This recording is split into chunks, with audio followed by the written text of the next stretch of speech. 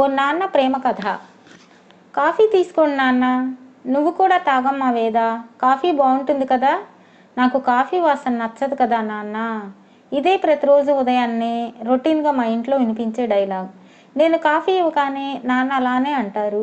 నేను అదే మాదిరి చెప్తా ఉంటాను. నాన్నకు నాతో అలా చెప్పించుకుని మురిసిపోవడం చాలా ఇష్టం. నాన్న ఆనందం కోసం నాకు ఆ మాటలు చెప్పడం ఇష్టం. నాన్నకు ఆ మాటలు వినడం ఎందుకు అంత ఇష్టమో నాకు ఇప్పటికీ అర్థం కాదు. కానీ నాన్న ఆనందమే నా ఆనందం కదా మరి. అంతే. సరే, నేను త్వరగా తయారై బయటకు వెళ్ళాలి నాన్న. నేను నా కొత్త ఫ్రెండ్ని కలవడానికి వెళ్తా ఉన్నాను. సండే కదా, మీరు కూడా వస్తారా ఏమి అని అడిగాను. నేను రానులే పాప, నువ్వే వెళ్ళి రామ్మా అన్నారు నాన్న. నేను కాస్త దగ్గరగా ఉన్న పార్కుకి బయలుదేరాను. అమ్మ పోయి ఏడాది దాటింది. అన్నయ్య ఫ్యామిలీతో బెంగళూరులో సెటిల్ అయ్యాడు. నాన్న సొంత ఊరిని వదిలి ఎక్కడికి వెళ్ళరు. నాకు దూరంగా ఉన్న మంచి కాలేజీలో సీటు వచ్చింది. కానీ నేను వెళ్ళిపోతే నాన్నను చూసుకునే వాళ్ళు లేరని అక్కడికి వెళ్లకుండా లోకల్ కాలేజీలోనే జాయిన్ అయ్యాను. అమ్మే ఉంటే నాన్నని ఎంత బాగా చూసుకునేది. కానీ అమ్మ హఠాత్తుగా పోవడంతో నాన్న చాలా డీలా పడ్డారు పాపం. ఇలా ఆలోచిస్తూ పార్కు దగ్గరకు వచ్చేసాను. లోపల బెంచ్ మీద నా కోసం ఎదురు చూస్తూ ఆంటీ కనిపించారు. ఆంటీకి హాయ్ చెప్పి పక్కనే వెళ్ళి కూర్చున్నాను.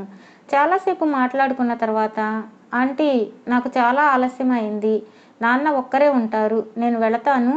రేపు సాయంత్రం మీరు మా ఇంటికి తప్పకుండా డిన్నర్కి రావాలి అని చెప్పేసి ఆమె సమాధానం కోసం ఎదురు చూడకుండా గబగబా వెళ్ళిపోయాను.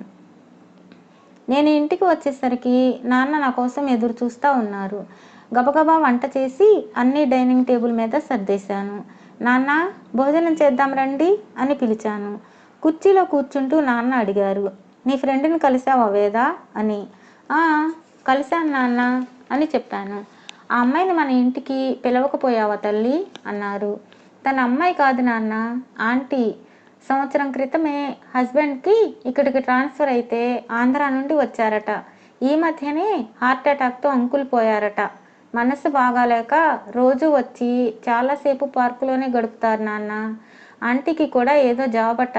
చాలా మంచిది నాన్న అని చెబుతా నాన్న ఫేస్లోకి చూశాను. నాన్న కళ్ళల్లో ఒకలాంటి ఆతృత. ఆంధ్రా నుండి వచ్చారా? ఏ ఊరమ్మా అని అడిగారు. నేను ఊరు అడగలేదు నాన్న అన్నాను. మళ్ళీ నేనే, నాన్న ఆంటీ పేరేంటో తెలుసా? వేదవతి అని నాన్న కళ్ళలోకి చూశాను. నాన్న కళ్ళలో ఒకలాంటి మెరుపు. నేను నవ్వుతూ, ఆంటీని రేపు సాయంత్రం ఆఫీస్ అయిపోగానే నేరుగా మన ఇంటికే రమ్మని చెప్పాను నాన్న. ఇంటి అడ్రస్ కూడా ఇచ్చాను. రేపు సాయంత్రం వస్తా అన్నారు అని చెప్పాను. సరేలే తల్లి, నువ్వేం చేసినా మంచిగా ఆలోచించే చేస్తావు, నీ ఇష్టం అన్నారు నాన్న. మరుసటి రోజు సాయంత్రం ఆఫీస్ నుండి ఆంటీ నేరుగా మా ఇంటికే వచ్చారు. బాల్కనీలో మొక్కలకు నీళ్లు పెడుతున్న నాన్న ఆవిడను చూడగానే అలాగే నిలబడిపోయారు. ఆంటీ కూడా నాన్నను చూస్తూ అదే మాదిరి అయిపోయారు.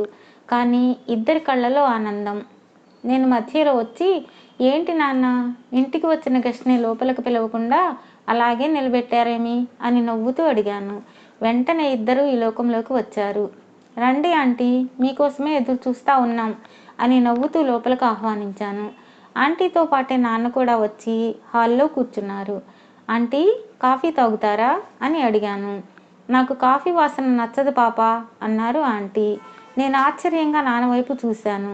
నాన్న చిరునవ్వు నవ్వారు, సిగ్గుపడ్డారు కూడా. నాన్న పొద్దున్నే నన్ను కాఫీ తాగమని ఎందుకు అడుగుతారో ఇప్పుడు బాగా అర్థమైంది. ఏంటి నాన్న, ఇంటికి వచ్చిన అతిథిని పలకరించరా మీరు అని నవ్వుతా అడిగాను. ఎలా ఉన్నావు వేదా అని అడిగారు నాన్న. అప్పుడు నాకు నా చిన్నప్పటి విషయం ఒకటి గుర్తుకు వచ్చింది. అదేమంటే, నాన్న, మా క్లాసులో అందరి పేర్లు చాలా బాగుంటాయి తెలుసా, చాలా మోడర్న్గా ఉంటాయి. నాకు పాత పేరు ఎందుకు పెట్టారు నాన్న, నా పేరు మార్చండి అని నాన్నని అడిగితే, తప్పమ్మా, అది పాత పేరే అయినా దేవత పేరు, మార్చకూడదు. నాకెంతో ఇష్టమైన దేవత పేరది అని చెప్పేవారు. అంటే ఆ దేవత ఈ దేవత? ఖచ్చితంగా అంతే. అప్పుడు అర్థం కాలేదు, కానీ ఇప్పుడు మాత్రం నాకు బాగా అర్థమైంది. నాన్న, మీరు మాట్లాడుతూ ఉండండి, నేను వంట చేస్తాను అని లోపలికి వెళ్ళబోయాను. వెంటనే నాన్న ఆంటీతో, వేదా, నువ్వు వెళ్ళి వంట చేయి, చిన్నపిల్ల పాపం రోజు అదే చేస్తుంది కదా అన్నారు. ఆంటీ ముఖం వెలిగిపోయింది. వెంటనే వంటగదిలోకి వచ్చి నాన్నకు ఇష్టమైన వంటలన్నీ చేసి తనే టేబుల్ మీద నీట్గా సర్దేశారు. ముగ్గురం కలిసి సరదాగా భోజనం చేశాం. తర్వాత హాల్లో కూర్చుని తమ కుటుంబ విషయాలు మాట్లాడారు ఆంటీ. ఆంటీకి పిల్లలు లేరట, భర్త ఈ మధ్యనే పోయారట. ఆంటీ ఇలా చెబుతా ఏడుస్తా కూర్చున్నారు. నాకు ఎలా ఓదార్చాలో అర్థం కాలేదు. నేను ఆంటీ దగ్గరికి వెళ్ళి, ఆంటీ, నేను ఒక మాట అడుగుతాను, కాదన్నారు కదా అన్నాను. ఏంటి పాప అది అన్నారు ఆంటీ. మీకు పిల్లలు లేరు, నాకు అమ్మ లేదు, మీరు నాకు అమ్మ అయితే బాగుంటుంది కదా అని సూటిగా అడిగాను. ఆంటీ నిశ్చేష్టురాలై అలా చూస్తూ ఉండిపోయారు. మీకు ఇష్టమైతేనే అమ్మా అన్నాను. ఆంటీ కళ్ళ వెంట ఆగకుండా కన్నీళ్లు. వెంటనే నేను పూజా మందిరంలోని భగవద్గీత పుస్తకంలో ఉన్న ఆంటీ ఫోటోని తీసుకొచ్చి ఆమెకు చూపించాను. నాన్న ఆశ్చర్యంగా అదే మాదిరి చూస్తూ ఉండిపోయారు. అవునమ్మా, నాన్న మిమ్మల్ని ఎంత పవిత్రంగా భావించకపోతే, ఎంత ప్రాణంగా ప్రేమించకపోతే ఆ ఫోటోను అంత జాగ్రత్తగా పూజా మందిరంలో పెడతారు. ఆ ఫోటో నేను చాలా రోజుల క్రితమే చూశానమ్మా. మీరు పార్కులో పరిచయం అయ్యాక ఆ ఫోటోలో ఉన్నది మీరేనని తెలిసి మీతో పరిచయం పెంచుకున్నాను. మీకు ఎవరూ లేరని తెలిసి మీకు ఇంకా దగ్గరయ్యాను. మిమ్మల్ని అంతలా ఆరాధించే నాన్నతో కలపాలని ఎప్పుడూ డిసైడ్ అయ్యాను. అందుకే మిమ్మల్ని ఈరోజు ఇంటికి పిలిచాను అని నవ్వుతూ నాన్న వైపు చూశాను. నాన్న కళ్ళలో ఆనందం, ఆశ్చర్యం. ఏమీ మాట్లాడకుండా నా వైపు అదే మాదిరి చూస్తున్నారు. పాపా, ఈ వయసులో ఇలాంటి పనులు చేస్తే బంధువులు, సమాజం ఏమనుకుంటారమ్మా అన్నారు అమ్మ. మీ ఇద్దరిని దారుణంగా విడదీసి మీ ప్రేమను సమాధి చేయాలని చూసిన బంధువుల్ని, సంతోషంగా ఉంటే చూడలేని సమాజాన్ని గురించి మీరేం పట్టించుకోకండమ్మా. ఈ వయసులో మీరు ఒంటరిగా బాధపడుతుంటే ఎవరైనా బంధువులు వచ్చి మిమ్మల్ని ఓదార్చారా? కనీసం ఒకసారైనా పలకరించారా? అలాంటి వాళ్ళు ఏమైనా అనుకుంటారని మీరెందుకు భయపడాలి? మీకు ఈ వయసులో కావాల్సింది ప్రేమ, ఆప్యాయత. అన్నింటిని మించి మీకు ఒక మంచి తోడు కావాలి. ఆ తోడు మీకు నాన్న ఎందుకు కాకూడదు అని అమ్మ ముఖం వైపు చూశాను. ఆంటీ కన్నీళ్లు తుడుచుకుంటూ, నీ కూతురు అచ్చం నీ పోలికే విశ్వ. ఆ మాటలు, చేతలు, బుద్ధులు, కల్మషం లేని ప్రేమ అంతా మక్కి దింపేశావబ్బా అని నవ్వుతా నాన్నతో అన్నారు. నాన్న నా దగ్గరకు వచ్చి నా చేతులు పట్టుకొని, నాకు 4 ఏళ్ల వయసులో మా అమ్మ పోయిందమ్మా. అమ్మ లేదని రోజు ఏడ్చేవాణ్ణి. కానీ నాకు నా తల్లే నీ రూపంలో మళ్ళీ పుట్టింది. నాకు మా అమ్మ ఈ వయసులో మళ్ళీ పెళ్లి కూడా చేస్తానంటుంది. నిన్ను చూస్తుంటే నాకు ఆనందంగా, గర్వంగా కూడా ఉందమ్మా అన్నారు నాన్న కన్నీటి పర్యంతం అవుతూ. నాన్న, కేవలం తల్లిదండ్రులే పిల్లల బాధ్యతను తీసుకోవాలా? పిల్లలు కూడా ఒక వయసు వచ్చిన తల్లిదండ్రుల బాధ్యతను తీసుకోవాలి కదా. సరే, ఇదంతా ఎందుకులే కానీ నేను మీ అమ్మ అన్నారు కదా, మీ ఇద్దరు మంచి రోజు చూసి పెళ్లి చేసుకోండి, ఇదే నా ఆర్డర్ అన్నాను నవ్వుతూ. వెంటనే అమ్మ లేచి, నాకు ఈ వయసులో ఇన్ని కష్టాలు ఇచ్చావని భగవంతుణ్ణి చాలాసార్లు నిందించాను పాప.